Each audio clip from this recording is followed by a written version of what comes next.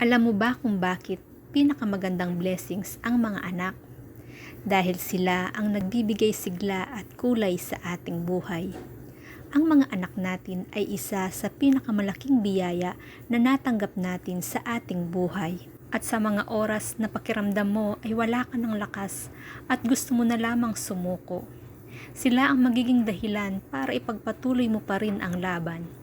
Isipin mo na lamang na sa kabila ng hirap at pagtitiis na iyong pinagdadaanan, ang mga anak natin ang ating lakas. Sila ang nagbibigay saysay sa ating buhay. Dahil sa kanila, natutunan natin ang maging mas matatag at mas matyaga. Sila rin ang nagbibigay sa atin ng inspirasyon na maging mas mabuti sa bawat araw na lumilipas. At kahit na minsan sa mga panahong pakiramdam mo ay hindi mo na talaga kaya, isipin mo na lamang ang mga anak mo.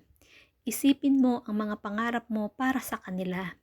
Isipin mo ang lahat ng mga bagay na gusto mo pang gawin at maabot kasama sila. At higit sa lahat, samahan mo ito ng taimtim na pananalig. Nang sa ganitong paraan, makikita mo na kahit gaano kahirap ang buhay na iyong pinagdadaanan, ay kaya mo itong lampasan. At sa mga anak ko, sana maunawaan ninyo na wala man ako sa inyong tabi. Lagi niyo sanang tatandaan na mahal kayo ni Mama.